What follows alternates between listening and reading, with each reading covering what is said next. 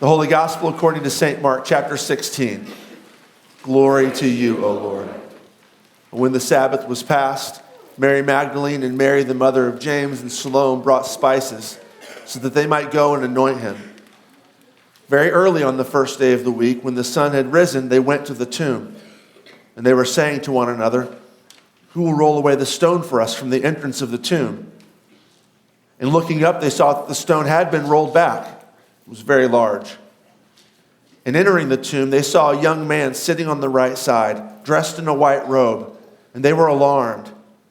And he said to them, "Do not be alarmed. You seek Jesus of Nazareth, who was crucified. He has risen. He is not here. See the place where they laid him. But go, tell his disciples and Peter that he's going before you to Galilee. There you will see him, just as he told you." And they went out and fled from the tomb, for trembling and astonishment had seized them. And they said nothing to anyone, for they were afraid. This is the gospel of the Lord. Praise to you, O Christ. Let's confess our faith together. So let's look at the gospel reading, Mark 16. And let me talk about that for just a few minutes this morning. This, of course, is, most of you know this, this is the thing that separates Christianity from every other religion and worldview in the entire world. It's the only system, it's the only value system that doesn't end in death. Every other system does. Every Eastern religion acknowledges death, in fact, embraces it. Western materialism, that's all that there is death. You make money, you have a house, you live a life, and then you pass it on to your people behind you, and all that's left are memories. Everything that we value lives, we value it, it dies, it goes away. It could be your favorite sports team, it could be your favorite musician, it could be your favorite Roth IRA account. It's there, it goes, it's gone, and it's a footnote to history. Jesus is the same way. He's a footnote to history, except for the resurrection. He's just a line in Josephus, unless he rises from the dead. And if he rises from the dead, and that means that death doesn't beat certain things, namely him, then this is the most important thing in the entire universe. And what I don't want us to do is what the temptation for all of us to do is to, I'm talking to Christians now, those of you who are Christians, is to celebrate the resurrection and then to step away and go back to life as it is on Monday morning, like normal, where the gods of this world still reign supreme, where pleasure and money and power are still the goals that we're all to seek, as if the God of the universe didn't become a human being and die and rise from the dead and change everything completely upside down. So we're sitting inside of a sacred space, and we're with many of you are Christians, not all of you I know. The temptation is let's do the Christian thing here, and then we'll go home and we'll, eat food with the family and maybe watch the baseball game and then go about life as normal. And I just want to try to convince you this morning from Mark 16 that there is no life as normal except for the resurrection. That is the normal. Everything else is fake. Everything else is unreal. I'm not saying it's not important. Money, sex, and power are wonderful gifts of God. But ultimately, they have no more power to satisfy us. Only the resurrection of Jesus Christ is the thing that never dies. Everything else comes and goes. So let's talk about the resurrection of Jesus, of course, this morning from Mark. We have 4 different accounts of Jesus' resurrection in the Gospels. They're all unique. I'll mention that briefly in a few minutes. Mark's is definitely unique because Mark's is way darker than many of the others. Like we read it this morning. Mark's is not that celebratory. Mark's is, it ends with the women fleeing from the tomb with fear and trembling. It's not this big, oh yes, Jesus, we're so glad you're back. There's none of that. There's fear and confusion. And what I want to talk to, the first point is going to be about how the resurrection of Jesus, if we come face to face with it like the women in the Gospels did here, it reduces us, it makes us smaller, it diminishes us, it humbles us. It does make us afraid when we really see it for what it is. It does confuse us. If it doesn't confuse you, then you've not really understood it. It can't be tame. It can't be sort of commodified. It can't be turned into a cute emotion that we do after Good Friday. It's something powerful that cuts right at who we are and the hopes and dreams that we've had. It also does other things. But the first thing that the resurrection of Jesus does is it reduces us. It makes us smaller. And those two words, fear and confusion, are kind of what the women experience here. And I want to focus on that in this first point here. First of all, fear. Look at verses 1 through 3. And I'll explain a few things about the text as we go along here. When the Sabbath was passed, Mary Magdalene, Mary the mother of James, and Salome bought spices so that they might go and anoint him. This is actually normal Jewish burial practices. Maybe I've told you guys this before. The Jews didn't bury their dead in a hole in the ground initially. The Jews buried their dead in an easily accessible rock hideaway cave, because in that climate, it was going to take 2 years for that body to decompose. And after 2 years, they would go back into that. They would roll the stone away. You can still find these kinds of tombs all over Israel today. You'd roll back the stone, and you'd go in, and you would collect the bones after all the flesh had been decomposed. You would collect the bones. You would fold them up into a little compact ossuary box, and that's what you would bury. There's not space to have big coffins. So they would bury them, but you had to do this initial 2-year phase where you would put the body, let it decompose, and then you would go back in there and get the bones. Because of that, anointing the body was important. It was an act of devotion, of course, but there were going to be other people who were going to come into this. Jesus dies. They put him at, this was the plan. You put him in this tomb that Joseph of Arimathea owned. You're going to roll the stone back. In a few months, Joseph of Arimathea's aunt might die, and she's going to need to be buried there too. And so you're going to have to go back in there, and if it's a couple months on and there's a dead body in there, it's not going to be very pleasant. So you would go and you would anoint him as a courtesy to the people who are going to have to bring the next dead body in there to lay it in there. So that's what they're going to do. It's going to be rough even now in this climate 2 days on, but they didn't have any choice because he died on Friday night, going right into the Sabbath, and they weren't allowed to go and buy spices or go to the tomb on the Sabbath. So they're waiting until very first thing Sunday morning, which is the first time they can get there. And even then, what they're expecting to find is a mutilated corpse that had been 2.5 days decomposing already. This is not a pleasant experience, but they're going to go do it as an act of devotion because they love Jesus. It's important, too, I'm going to come back to this later, that it is just the women. All of the gospel accounts agree upon this, that it's only the women who are locked in enough on who Jesus was emotionally and relationally that they would go to the tomb. Part of this point of them saying, verse 2, very early on the first day of the week when the sun had risen, they went to the tomb. They were saying to one another, who will roll away the stone for us from the entrance of the tomb? So it's heavy. It's not massively heavy. We go back to chapter 15, and Joseph of Arimathea had put it in place. But this comment here, it highlights the problem that they have, which is there's not going to be any men with us to do this. We're on our own. The men have scattered. Jesus' followers want nothing to do with him now. He's politically dead weight. He can only get them in trouble. Being connected with Jesus now is only going to get you in trouble with the Roman authorities. So they've all bolted, except for the women who refuse to abandon him. So, what are we going to do? There's no men here with us to roll the stone back. Verse 4, and looking up, they saw that the stone had been rolled back already. It was very large. Now, the women are loyal to Jesus, but Jesus has told them throughout the Gospel of Mark 3 times, chapter 8, chapter 9, chapter 10, I'm going to die, and then I'm going to rise from the dead 3 days later. Nobody gets this. It's easy to armchair quarterback this thing from a distance and be like, well, he told you he's going to rise from the dead. It's not, somebody tells you they're going to rise from the dead. Do you believe them? I'm sure they're thinking, what kind of weird metaphor is Jesus using here? Resurrection from the dead. They're not expecting, they're going there to the tomb with the spices, and the barrier there that they're expecting is going to be the stone. That's their problem. How are we going to get rid of the stone? All right, so they get there and the stone's gone. The next barrier, the next obstacle in the way is there's no dead body. There's no corpse. What are we going to do now? When the next obstacle, once they talk to the young man here who tells them that Jesus isn't here, he's risen, the next obstacle is the real obstacle, which is they were planning on anointing a body which wasn't going to stay dead in the first place. It wasn't going to stay dead in the first place. And the necessary result, of course, is it's fear. This is what happens. This is completely unexpected. Mark's point is they're not going to the tomb because they believe in resurrection. They're going to the tomb because they don't believe in resurrection.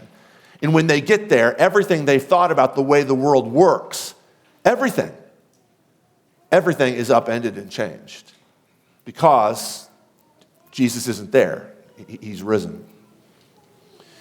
They're looking for him in the wrong place. He isn't with the dead. He's with the living. Harry and I went yesterday to get our hair cut because Angela wanted us to look nice for Easter. And we were in the shop, and they had one of the talking head news channels were on. And they're all doing the obligatory, it's Holy Week, Easter weekend. We have to get like Christian people on to discuss Christian stuff. And they had like a preacher on, kind of a famous preacher on, and the talking head was saying, one of the first questions the talking head asked him was, so what's up with Christianity? Like, why are we still doing this? Why am I still interviewing somebody like you on a major news outlet? You're a Christian preacher. When Christianity is increasingly all the more, as time goes on, it's increasingly irrelevant. It's a dying religion. The churches are empty. The universities have no Christians. And these are all exaggerations, of course. It's in the cultural milieu. The universities have no Christians in them. Christianity doesn't influence the political process anymore. We're completely secular at this point. Like, why am I even talking to you?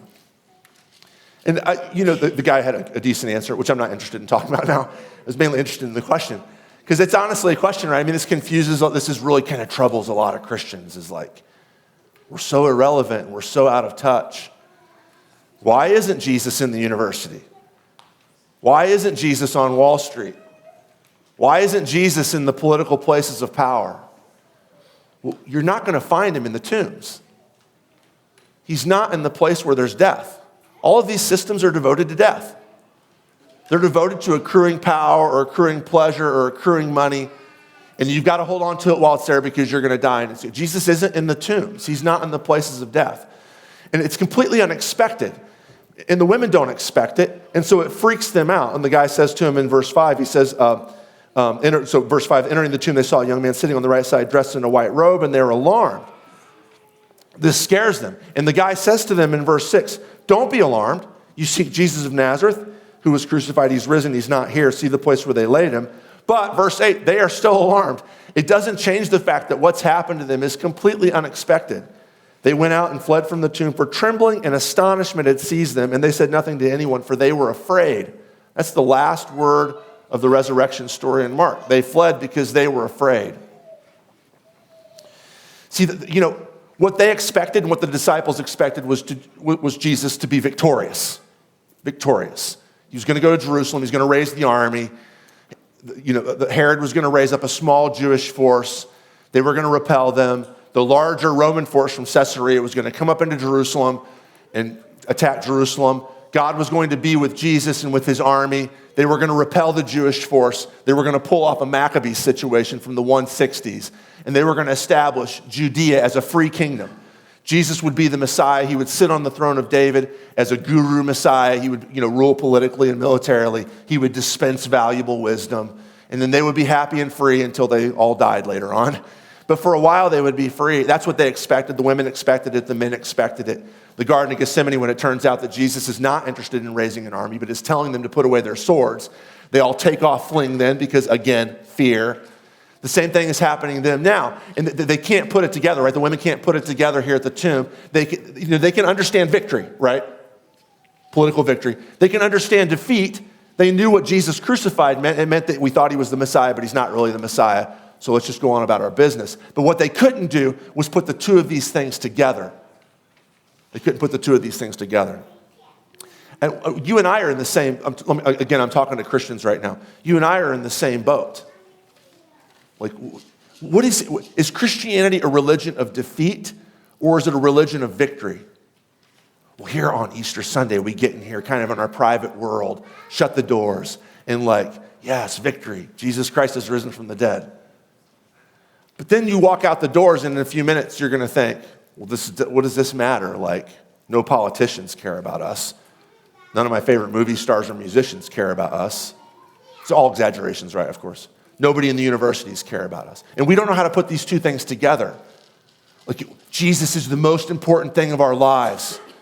And if somebody comes up to me and says, I'm at, at a work party or something, with Angela, well, not now, back when she was at the newspaper, and somebody comes and says, hey, what do you do for a living? Like, I kind of have to choke down the words, I'm a Lutheran pastor. Because it's like, why would somebody, it's a little bit shameful, right? It's kind of a lame job. So you really don't do anything except take money from people to show up once a week and make them listen to you talk. How does that go with Jesus rules the world? He's the king of the universe. Now he is the Lord of all things. Well, it's hard for us to put these things together. And what frequently comes out of that is me at Angela's Christmas party afraid. I don't know how this works. I don't know how the victory and the shame go together. I don't know how the cross and the empty tomb are both there. One method we can do is we can say, well, there's the cross. Now it's Easter, we got the empty tomb, and so we abandon the cross. But that's not going to work because Jesus has called us to take up his cross and follow him. Paul has promised us in 2 Corinthians that we will bear about in our bodies the death of our Lord Jesus, so that we can also bear witness in our bodies to his resurrection. Those two things will always go together. And for Christians, there's a little bit of validation here that fear, you should know this, fear is going to be a part of the game. Following the resurrected Christ, standing at the door of the empty tomb is going to involve this sense of I don't know what's going on here, but it's freaking me out. And if we bounce back and forth to try and make sense of them between this private victory and public shame, we aren't going to get it. It's okay to just embrace that they're both there. It's okay to say, I'm a believing Christian. I believe that Jesus, because he rose from the dead, is Lord of the universe in public, and to be freaked out by it. Because if the people that you're talking to understand what you're saying, they too will be freaked out. It cannot be tamed. This fear is a part of it, but it does involve a reduction. It does involve me telling people at Angela's work party that I do something that's kind of embarrassing. I'm a Lutheran pastor. Maybe 100 years ago, there was sort of a little prestige in being a minister of the gospel. Not anymore. It will involve you over in the office cafeteria, having to say to somebody at some time, I'm a Christian, it's the most important thing in my life. And you will feel fear at that, and it's okay. It's built into the whole nature of the resurrection. It stirs up fear. They're scared because this world makes no sense. It also makes no sense. This is the second part, is their confusion, right? They don't know what to make of this. There's fear, but there's also confusion. Look, there's no way that they can know what this means. So you have an empty tomb. That doesn't prove anything. Matthew, for one, acknowledges that many of the contemporaries were saying, oh yeah, the disciples stole the body. This is common even 150 years later. There's early Christian writing, Justin Martyr. It's a dialogue with Trypho. It's a discussion, a very friendly discussion too. Discussion that he has with a Jewish scholar named Trypho. And they're talking about comparing the two religions. And the Jewish scholar says, well, yes, I know the tomb was empty, but the body was stolen. Even then, there was really no question about the tomb being empty, but it doesn't prove anything. You also have appearances of Jesus. The disciples saw Jesus, or they claim that they saw Jesus after he rose from the dead, right? But sometimes people have visions of their deceased loved ones. That doesn't prove anything, really. The only way that you can really know about the resurrection is through revelation. And this is why this weird kid in white shows up at the tomb. This is very apocalyptic. It's very Book of Daniel, right? They're standing at the empty tomb. They don't know what to make of it. It's very confusing. And then this guy in white is standing there who says to them, don't be alarmed. You seek Jesus of Nazareth who was crucified. He's risen. He's not here. See the place where they laid him. That's the only way they know. That's the only way they know what this means, is that God sends them somebody to say, this is what this means. Look, I have to do this every Easter sermon because I know not all of you are believers, and I know that a chunk of you who are believers are always kind of not wavering is the wrong word, but wondering, does this make sense? What am I believing here? There are ways to infer the reality of the resurrection, right? I mean, there are things that we can do historically. It doesn't make any sense that these followers of Jesus would make up a lie that they saw Jesus and talked to him after he was killed for no reason at all. It doesn't, maybe if it got them political power, but it didn't. They didn't want anything to do with political power. Maybe if it got them money, people will make up lies and preach lies to get money. That happens a lot, from pastors and politicians and car salesmen. People will make up lies to get money, but they don't ever get any money. They don't ever get social acclaim. Almost all of them get offed by the Roman Empire in the end. Why would they make up a lie and stick to that lie, even when they're told by the empire, you have to quit telling this lie, or we are going to kill you? People who make up a lie, at that point, you put a gun to my head and say, stop lying, I'll say, okay, I'm done. But they don't. Right? Does that prove anything? No. I mean, you guys know, I've told you this before. Proof is a horrible, lousy standard for knowledge. You can't really prove anything.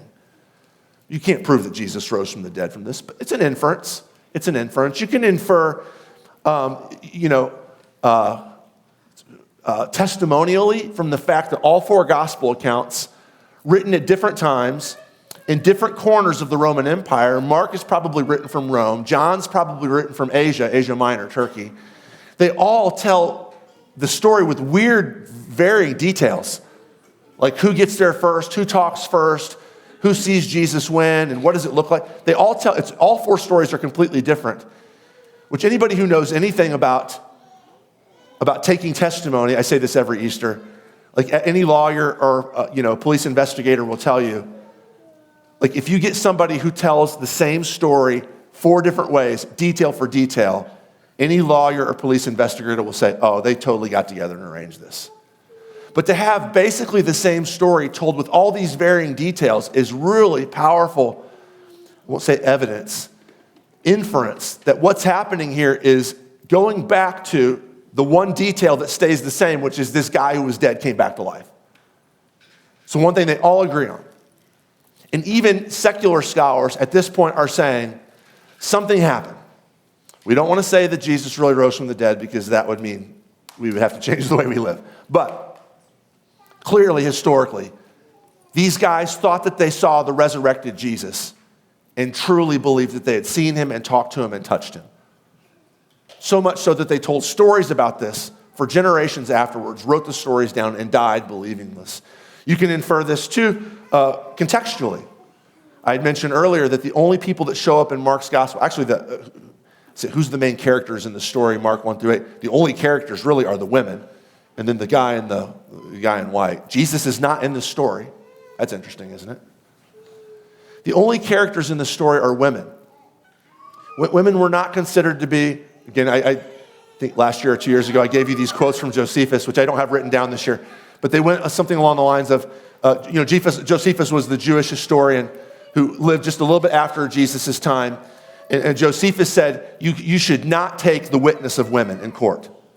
The witness of women is not allowed in court because women are silly and they're prone to lie. These two things. They can't be trusted. Well, that was, this is not me talking, that was Josephus, that was the legal system of the Jews. Also in the Greco-Roman world, women were not allowed to testify in court because they were inherently untrustworthy. Why would the gospel writers make the women the main witnesses to the resurrection of Jesus? This would not have flown in the ancient world. This is definitely sticking their necks out. The only reason why they would have done that is if it actually happened. I'll come back to a payout of this in just a few minutes. So really no reason why they would have told the story in this way unless it was the way it actually happened. So these are all inferences, right? It doesn't prove anything, but definitely infers it. The only way to truly know it is if God says, this is what it means. This is my beloved Son in whom I'm well pleased. Empty tomb, raised body. I am now victor and king of the universe through the death and resurrection of my Son Jesus, which is what happens here with the ladies. Now we can protect ourselves from this. So this is hard. Because having to rely on revelation, and this is one of the reasons why I do apologetics every Easter, is because I feel this burden, and maybe it's wrong. I talked about this on Good Friday too. I feel this burden to try to give you evidences.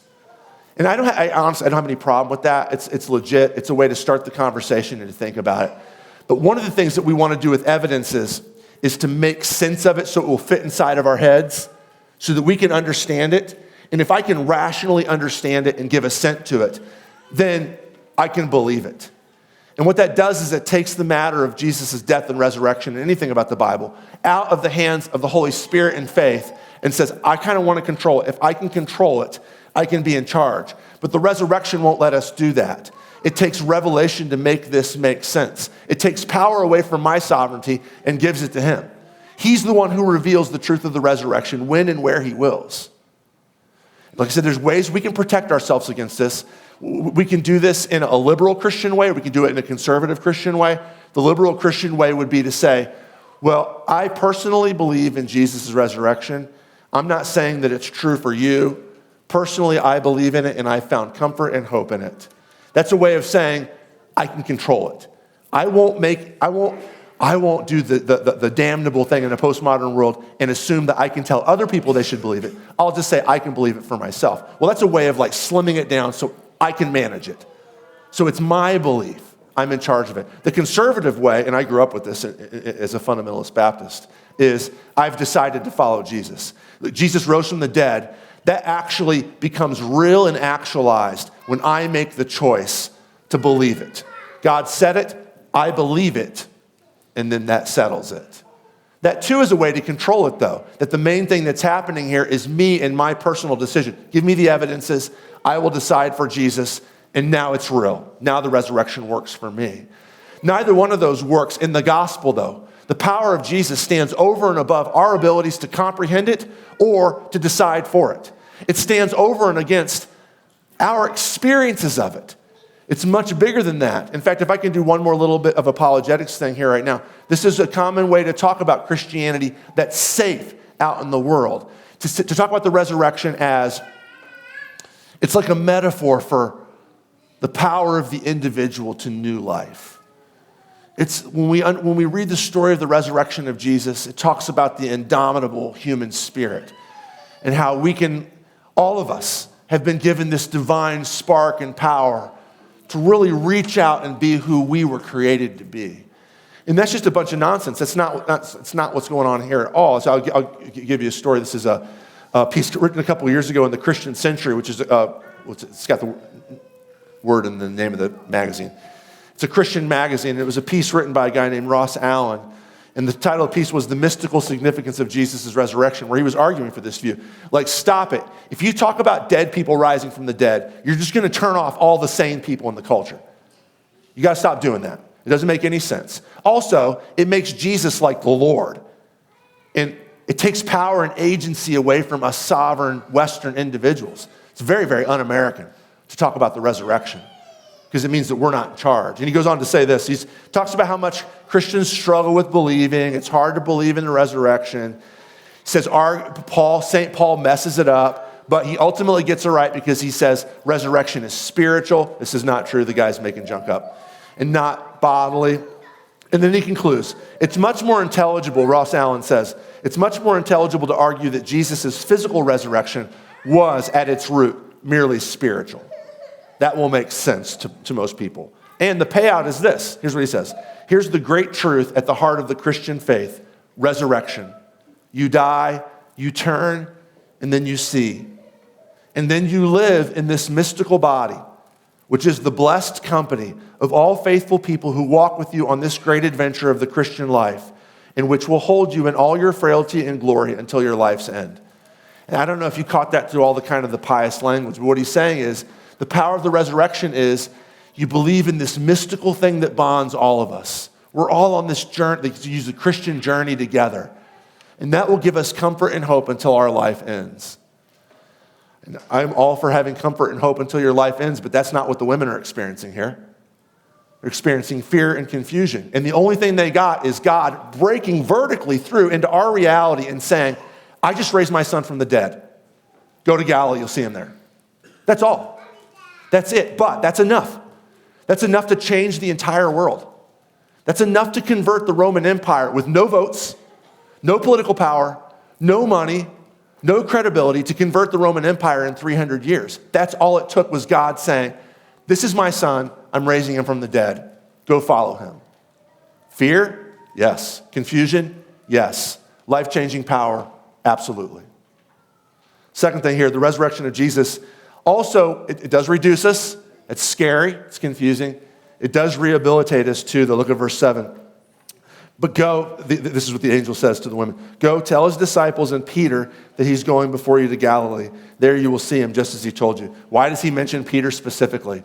Why does he call Peter out of all the disciples? A lot of you guys know this. Well, it's just because in the previous chapter, Peter 3 times told people, I don't know Jesus. I don't know that guy. Don't know him at all. He's over there. I've got my own life over here. Peter 3 times has abandoned his closest friend in the world, lied about him, and abandoned him. And Jesus, after the resurrection, is going to rehabilitate Peter. He's going to bring Peter back onto his side. Mark chapter 14, he tells Peter this is going to happen. It's interesting. He says in Mark 14, verse 26, this is right after the first Lord's Supper. They had sung a hymn, they went out to the Mount of Olives. Jesus said to them, you will all fall away. For it's written, I will strike the shepherd and the sheep will be scattered. But, here's what he says, after I'm raised up, I will go before you to Galilee. So the angel said, he's raised, go to Galilee. He told you he's going to meet you Galilee, go to Galilee. Jesus told him before, I'm going to get killed. When I'm raised up, I'll go to Galilee. Peter said to him, even though they all fall away, I will not. Jesus said to him, truly I tell you, this very night before the rooster crows twice, you will deny me 3 times. But Peter said emphatically, if I must die with you, I will not deny you. And they all said the same.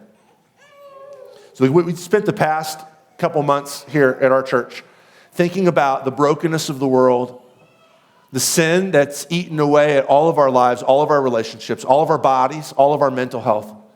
It's eaten away at it. Ultimately, it's driven God to become a human being, to go to the cross, to pay for this sin.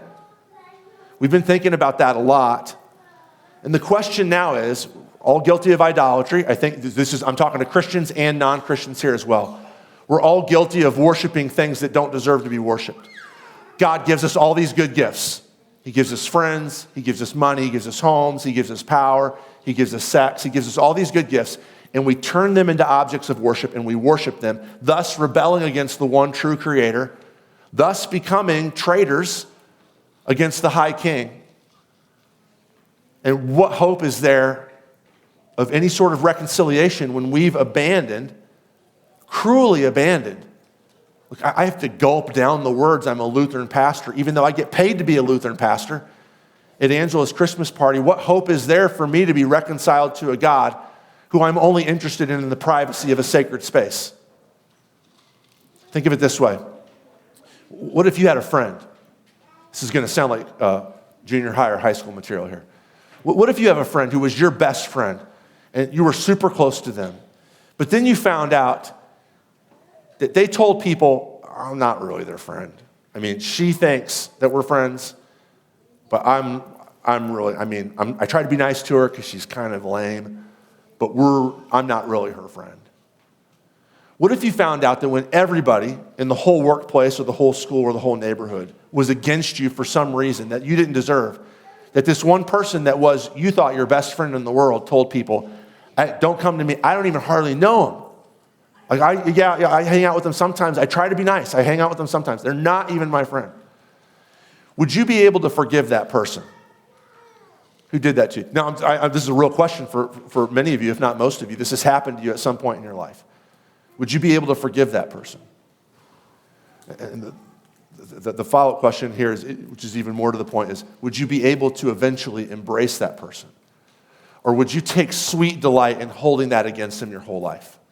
Would you train your soul to be bitter against them because the bitterness, at least initially, tasted good? The schadenfreude, the fantasies of them failing and you being able to say, yeah, they abandoned me, I'm glad this is that. Those fantasies running through, playing in your mind deliciously before they eventually just ate away at your soul and dehumanized you.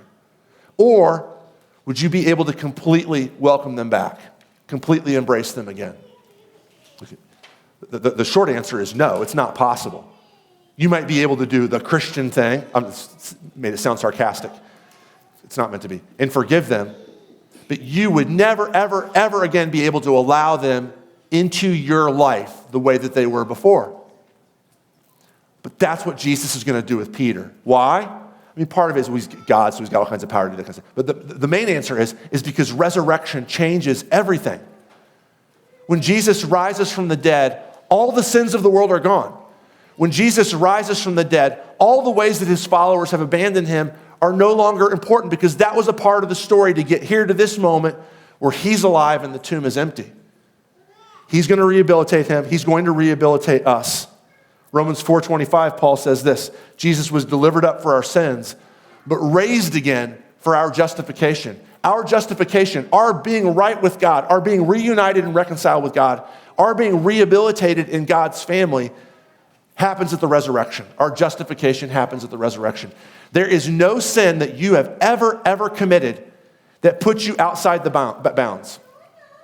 There's no denial of Jesus that you have ever done that makes you unable to be his best friend once more because of the resurrection. Because if he's risen from the dead, it changes absolutely everything, including Peter. You don't get this story completely here in Mark. You can look at the Gospel of John, chapter 21, if you want more details, because Mark ends kind of abruptly. But Peter is going to be reconciled. Jesus is determined to win him back as his friend and as his lover. The final thing that the resurrection of Jesus does is it doesn't just rehabilitate us, but it also reinstates us. I'll give you 3 examples, 2 from the story. First of all, Peter isn't just rehabilitated and welcomed back into Jesus' love. He's also reinstated for mission. He's also given the job that Jesus had been training him for, which he'd proven completely unable to do. Jesus is saying, you're back, you're my brother, and now I want you to keep on doing what I've been training you to do. I'm putting you back on mission. This whole going before them into Galilee thing from verse 7 hints at this. Mark's not going into too many details here because he's really focusing on the darkness of this. He's focusing on the shock and on the fear and on the confusion. But everybody who knows the other Gospels knows what happens in Galilee. They are put on the Great Commission. Go to Galilee, and I'll tell you more there. Meet me there. And if you read the last chapter of Matthew chapter 28, you'll see that what happens there is Peter is given this lifelong mission of discipling others, baptizing them in the name of the Trinity, teaching them all things. Peter is put back on. You are not, if Peter can be rescued and rehabilitated and reinstated, you are not, it is not out of bounds for you. Whatever you have done, you are fair game for the saving grace of Jesus Christ because of the resurrection. You are not beyond the pale. You have not gone too far. You have not burned the last bridge. It's just in your head. It's just a lie that Satan is telling you. The resurrection of Jesus means that you are able to be his child and be back on mission with him. The women too, I mentioned the women earlier, and I talked about this more 2 years ago. I don't want to hammer this too much. Women aren't even allowed to testify in court. Women are second citizens. Some of you are like, oh, you're playing this up too much, like I don't know, you're trying to appeal to like some sort of like, relevant pro-women conversation. The only reason you would think that, though, is because of this story. If you knew the way the women were treated in the Jewish world, and even worse in the Greco-Roman world, where they were quite simply sex objects. Women had 2 jobs, to give sexual pleasure to men and to make legitimate babies for their husbands. That was what women were for. They were not to speak. They had no voice. The reason that you and I, and people outside of our culture think that women have rights is because of Jesus. And I'm not exaggerating. This is, Tom Holland says this in his book, Dominion. He's not a Christian. He's a secular scholar. Historically, this is the only thing. So Mary and Martha sitting in front of Jesus, right? Or Mary's sitting in front of Jesus. Martha's preparing food. Mary wants to hear Jesus teach. Martha comes to Jesus and says, wait a minute, this is not how this works. She's sitting where men are sitting. Like she's not supposed to be listening to you teach. That's not for women. She needs to come and help me get the food ready. And Jesus says, no, this is where she should be. She's going to be my disciple. The women here are given the authority of being the primary and ultimate witnesses to the resurrection. The reason why we give women voices now is because of this. Jesus has instated them into mission in places where they had no mission before. Jesus is equal opportunity, put you to work person. He's able to instate Peter. He's able to instate these women. My final example, and then I'm going to be done, is me personally. I try to tell you this story every once in a while, and I'm not going to tell you the whole story now, but I'll tell you a little. I'll just touch on it a little bit. I should not be here. I have no business standing up in front of other human beings, wearing a white robe and holding a Bible and pretending like I have any right to talk about God. I have no business doing this. I'm the worst rebel against God I know. Like, I ran from God like crazy. I should be dead. I shouldn't even be a Christian. I should definitely not be a pastor. If it wasn't for the resurrecting power of Jesus and the grace of God in Jesus Christ, I would be dead. And the way that worked out in my wife's love for me, and in a couple of people I met who were super faithful in their incorrigible desire to disciple me away from unbelief and back to him. If God can save me, he can save you. If God can put me on mission, he can put you on mission. If you know some of you do know my story. I'm the sketchiest person you've ever seen in front of a church. I mean that quite seriously. I'm the shadiest person that you know who's ever stood in front of you. I don't have any skills except for I know that I'm a filthy sinner and that God has forgiven me. And that's really all it takes. If Jesus rose from the dead, everything changes. And all the lies that you tell yourself about, it's done. I've made my decision. I said this stuff to Angela. I said to her one time, it's done. I'm going to hell. I reject Jesus. I don't want to be a Christian. I don't want to be a good husband. I don't want to be a good father. I don't want to be a good friend. And I honestly believed it. I wasn't just trying to push her buttons, although I do push her buttons sometimes. But in that moment, I really did believe it. I was done. There was no way back. All the bridges had been burned. How arrogant is that? Like my stubbornness is stronger than the power of Jesus to be raised from the dead? How self-absorbed is that? Oh, Jesus' grace can't beat me. I'm way too sinful. No, that's not even close to being the case. If Jesus rose from the dead, everything changed. I read this quote last year. This is cheating. Not that any of you remember this, but I'm going to read it again this year just to close out. This is a quote from N.T. Wright's book, For All God's Worth. He says this, the message of the resurrection is that this world matters. The message of the resurrection is that Aaron Miller, in spite of his rebellion and his sinfulness, matters to God. The message of the resurrection is that Glenn Carbon matters to God. The message of the resurrection is that you matter to God. He's deeply invested in you, body and soul. That the injustices and pains of this present world must now be addressed with the news that healing, justice, and love have won. If Easter means Jesus Christ is only raised in a spiritual sense, think Ross Allen, then it's only about me. It's about my private beliefs. It's only about finding a new dimension in my personal spiritual life. But if Jesus Christ is truly risen from the dead, Christianity becomes good news for the whole world. Easter means that in a world where injustice, violence, and degradation are endemic, God is not prepared to tolerate such things, and that we will work along with him and plan with all his energy to implement the victory of Jesus over them all. Take away Easter, and Karl Marx was probably right to accuse Christianity of ignoring problems of the material world. Take away Easter, and Freud was probably right to say Christianity is wish fulfillment. Take away Easter, and Nietzsche was probably right to say that Christianity is for wimps. But if Easter's real, if God has become a human being and raised from the dead, all of us can have new life. The world can be raised again. The resurrection can change everything. The resurrection has changed everything. Amen. Let's pray. God, thank you for loving us and for being good to us. And for me personally, Father, thank you for rescuing me from myself and from the prison that I had been, the prison of sin I had built up and around myself.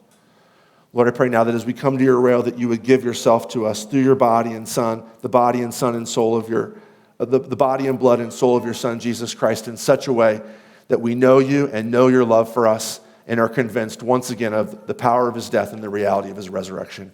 And we pray this in his name. Amen.